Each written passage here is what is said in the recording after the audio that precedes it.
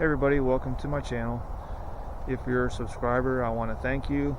If you haven't subscribed yet, please take a look at my videos. If you like what you see, please subscribe. Today I'm going to go over some of the top things you need to consider if you're looking to buy a camper. This is not for a motorhome. This would be for an actual towable camper RV.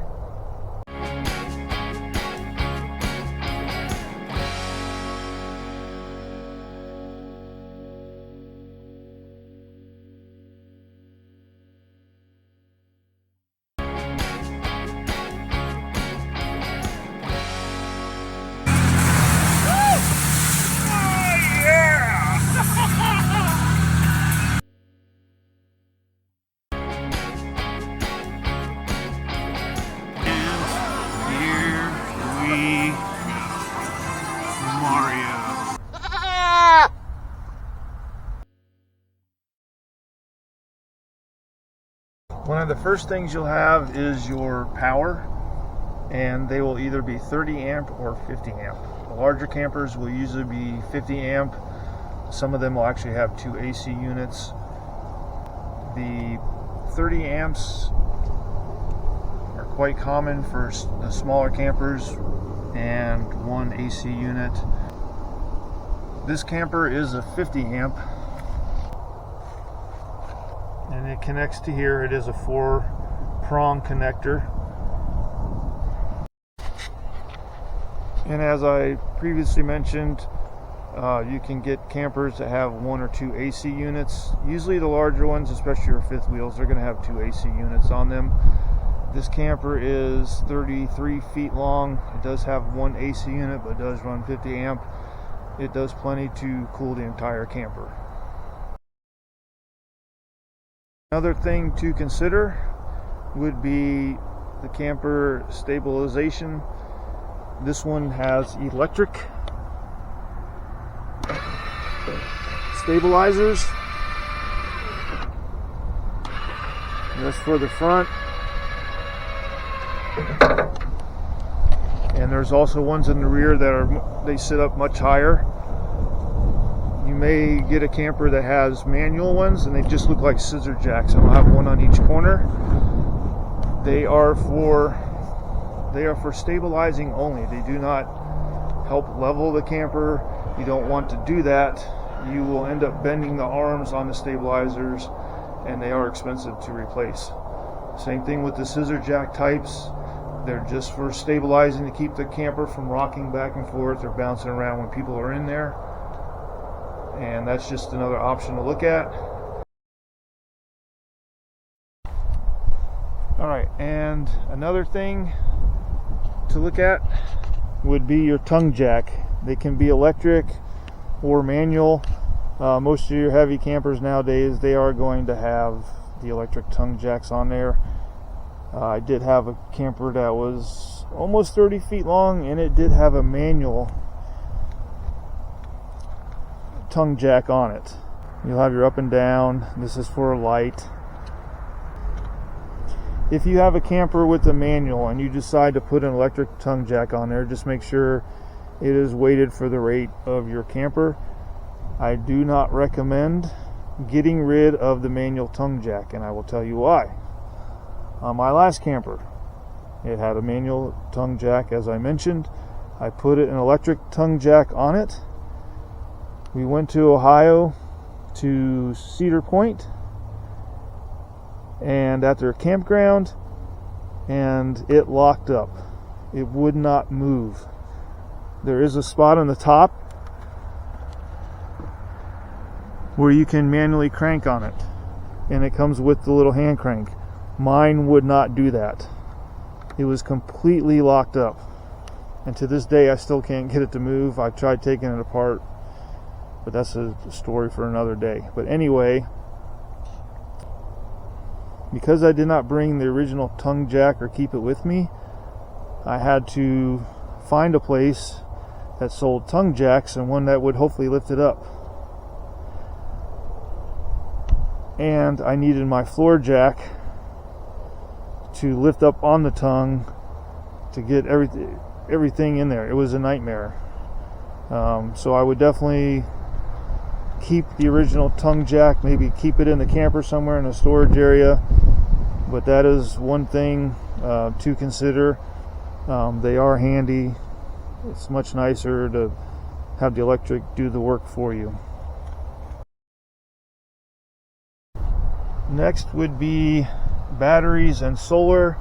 So this has dry cell batteries in there.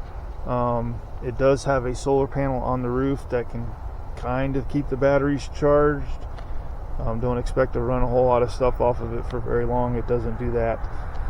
It does come with connectors to add additional solar panels. My goats got to that cover and chewed it off.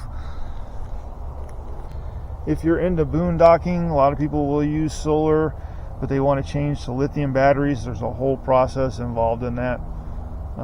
You would want to look into what is involved and what equipment you would need to actually make the solar work with the lithium batteries. These are deep cycle batteries like marine batteries. The original ones did take water, so be aware of that. You may want to check the batteries to see if they are the dry cells or actually wet cells, and you have to obviously maintain that by adding water to them, distilled water to them when necessary. The next thing I would consider is your propane tanks. This has dual 30-pound propane tanks. Some of them will have 20 pounds. They may even have a single 20-pound or a single 30-pound. I usually turn both valves on, but this is a valve that switches between tanks. So if one gets empty, you can switch over to the other. Sometimes they do not come with the covers. You can buy those aftermarket. The single ones are a little bit harder to find, I found. But if you have dual tanks, they're usually easier to find. And the cover just slides over the top. That's with the cover on, and has this little access panel.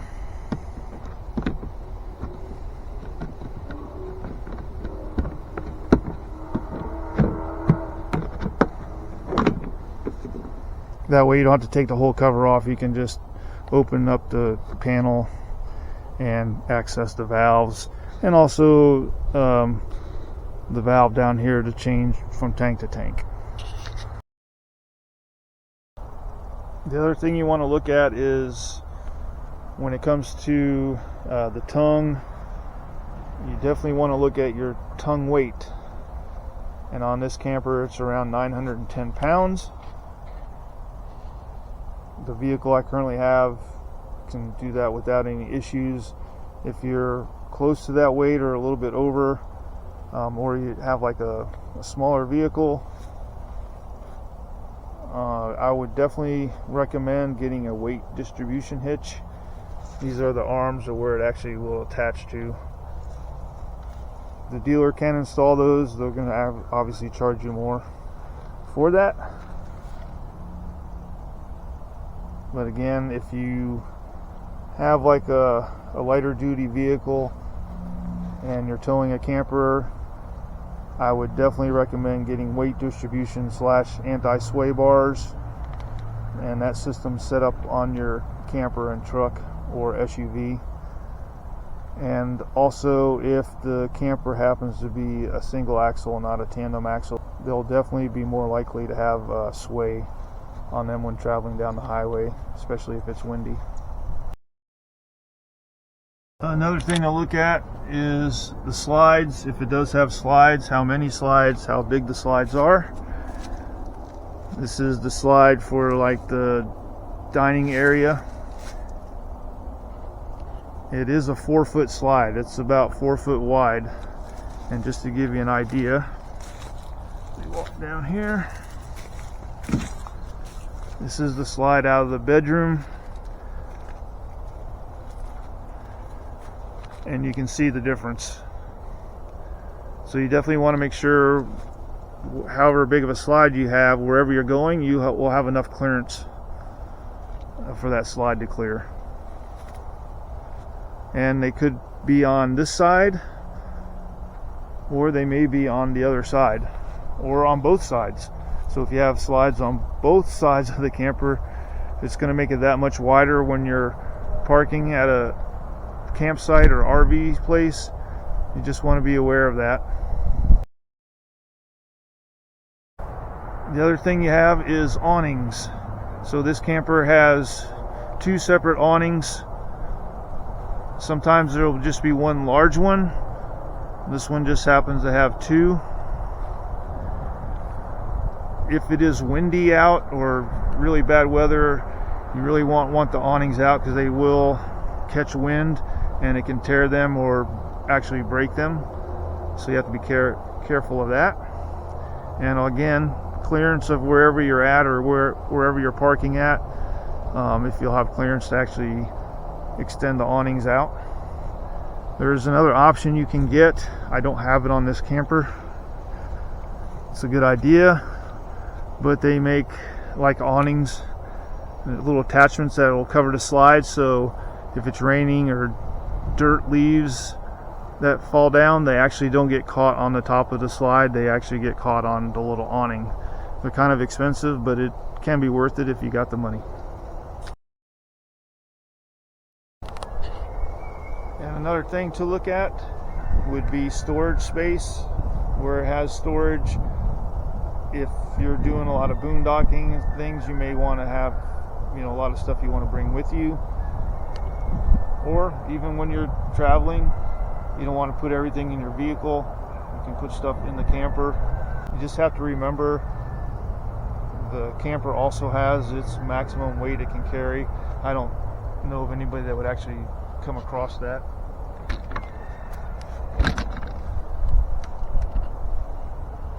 Most of the campers you'll see will have a front storage area. Sometimes they're in the back, but usually in the front. And it will go all the way through to the other side. So this one I have chairs in there, a mat on this side, because this is the side where all the entrances are to the camper. On the other side I have my hoses for like the sewer and gloves and things of that nature. This one's kind of nice. This actually will slide out and gives it so you don't have to actually reach inside to pull everything out. This can actually slide out for you. Again, that's just an option on this particular camper. Another option is an outdoor kitchen. Unfortunately, I can't get this open all the way. This is blocking it. But it has a propane stove on there. There's 2 burners, and it has a mini refrigerator.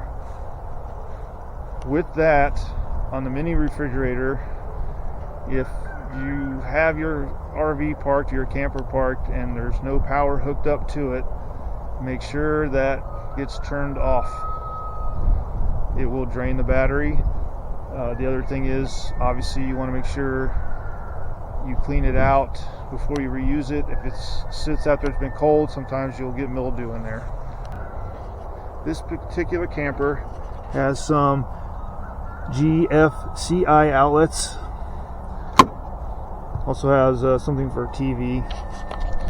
And this is for an outdoor griddle that's in the front storage unit. And it has a propane connection under here with a quick disconnect. I don't know why they put a hole here, acting like that's where it goes.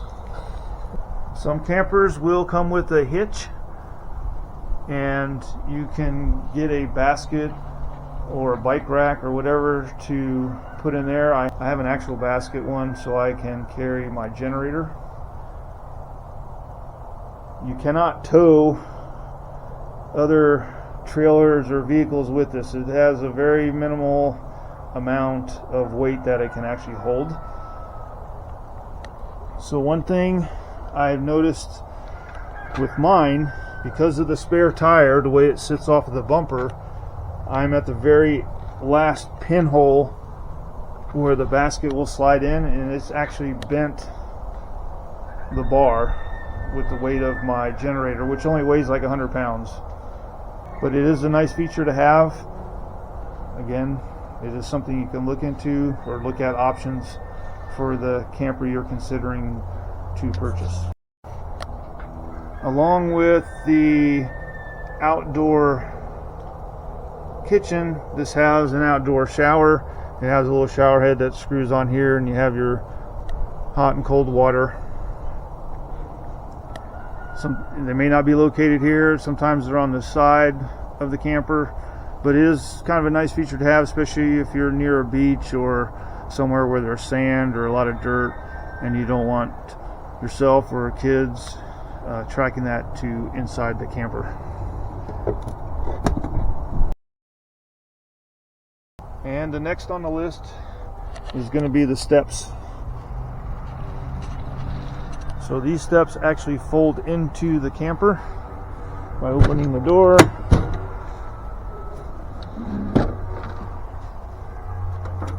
And they will fold up into the camper. You kind of want to make sure they're cleaned off, because that stuff will, if there's any dirt and sand on there, it will fly off into the camper.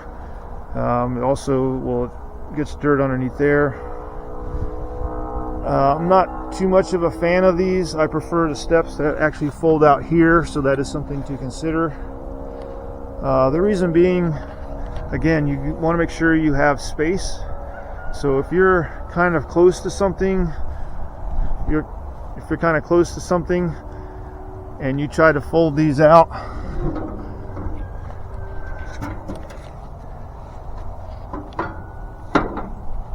there may not be enough room for them to actually swing out, whereas the steps that fold up underneath, you're not going to have a problem. They're just going to fold out. Next option is a rear view camera. This did not come with the camera. It had the connections for a Furrion. I just adapted this particular camera to it. And you can also get cameras that have side view. They'll go onto the front near the clearance lights on the sides. When looking at the camper, you should have a fresh water connection. So if you're boondocking, you would definitely need that. And if you are carrying around fresh water, you have to remember that's going to add to the weight of the camper. So that's going to add to your combined gross weight. This particular freshwater tank is 50 gallons, and I believe water is about 8 pounds a gallon, something around that. So it's quite a bit of weight. On this particular camper, I do not know why they put all the water stuff right above the electrical connection. That's just another thing to look at if you're looking to buy a camper. And then with the campers, you're going to have your black and gray tanks. Usually they'll come out of one outlet. This one has a black tank release over here.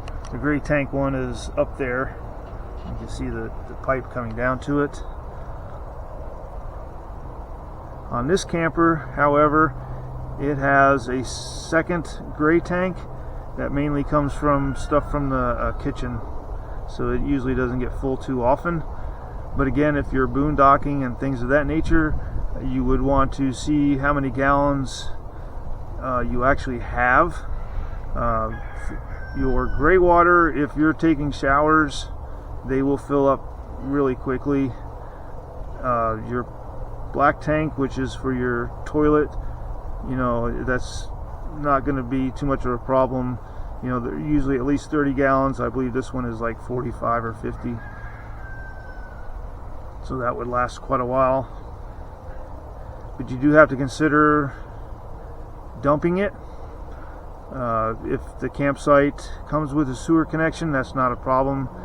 If it's like here in Florida, the state parks, none of them have actual sewage hookup, so you have to use their dump site.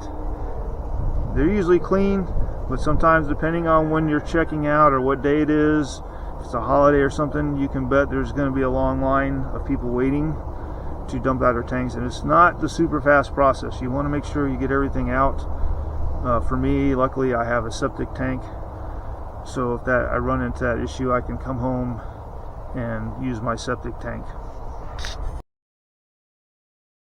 Okay, so when it comes to the interior of the camper, some things to consider. Are you single? Is it just you and a spouse or partner? Or do you have a family, kids, and whatnot? If you have kids, I recommend the bunks. Kids love bunk beds, so that is definitely something to consider. I have noticed, like with this camper, these mattresses are a little bit thicker than on my last camper, which was less expensive and a little bit cheaper made. And you can see this fell off. I think I have that somewhere. The bunks do have their own lighting. This one has outlets. It also has USB and USB-C. At the top it does not have electrical outlets, but it does have the USB outlets. And the next thing I would take a look at would be the mattress. This is a pretty good mattress. It's a lot thicker, pretty firm. The camper I had before that came with the real thin mattress. I don't know, they're like 3 inches thick or something, just not high quality. The camper I had before that was the same way, and I lived in it for about a month, and that mattress was already completely done. I had bought a Denver mattress because it said it was a queen mattress, and I ordered the queen short for my first camper, and it did not fit. That mattress was actually a full. So when I got to the next camper, I already had that mattress because it was over $700, and I put it in to that camper, got rid of the stock one that came with it because it was not very good. So that is definitely something to look at. If you do buy a camper with this skinnier mattress, I would talk to the dealer. Maybe they'll give you a deal or throw in a better mattress, especially if you're doing a lot of camping or if you're going to be renting it out, because in no time the cheaper stock mattresses will be useless and uncomfortable. Next up would be the refrigerator. So this is a little bit larger of a refrigerator. It's not the biggest they put in there, obviously. This runs off the 12 volts, so I did have a converter issue, so nothing 12 volt worked. If it ran off of propane, I would not have had a problem, and that is something else to consider. The very first camper I had was a small camper, like 21 foot, but it was, I guess you can call a dual powered refrigerator. It ran off of either electric or propane. So if it didn't see any electric, it would switch to the propane, and when it was on electric, it would switch back from the propane to electric. So that made it pretty nice. I would recommend trying to find a camper that does have that option. It's not in every one of them, which is kind of sad. I don't know why they don't do that, but especially if you're boondocking, I would recommend getting something that runs off of both propane and electric. Another thing is, if you're storing the camper, or if you keep it with no power to it after you've done camping, you need to turn off your refrigerator, because again, it will drain the battery in no time. And what I would recommend doing if you do that, just leave the doors open a little bit to let it air out. It's kind of hard to do with the outdoor kitchen because that door is kind of close to the outside door that covers the outdoor kitchen, so that may be a little bit more difficult to do. But I would recommend doing this if you're not keeping power on your camper and the refrigerator is off. Next on the list would be your accessories, and I would start with surge protectors. That could be 30 and or 50 amp. You may want to get both if your camper is a 50 amp, and of course the adapter to go from 30 to 50 amps. Also, you want to get hoses, which would be like your sewer hoses, your connectors, and water hoses with filters. I would definitely filter the water coming in, because you just never know. You got your household items. That could be all your cleaning supplies, paper or plastic plates, cups, silverware. If you want a coffee maker, toaster, any kind of cooking ware, pots, pans, things of that nature.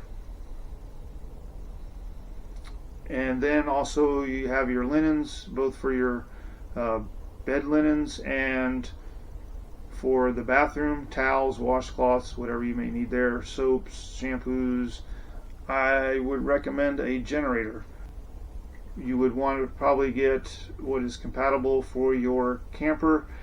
Finding a 50 amp is harder, they are more expensive. I do recommend getting a dual fuel generator, which means it can run off of gas or propane. And especially if you're boondocking, things of that nature, if you run out of gas somewhere and you still have some propane, you can hook that up to the generator and it'll run. They're pretty efficient on the propane. And also, when running gas, I recommend the non-ethanol. That way it's not going to eat up your carburetor or the fuel lines when it's sitting.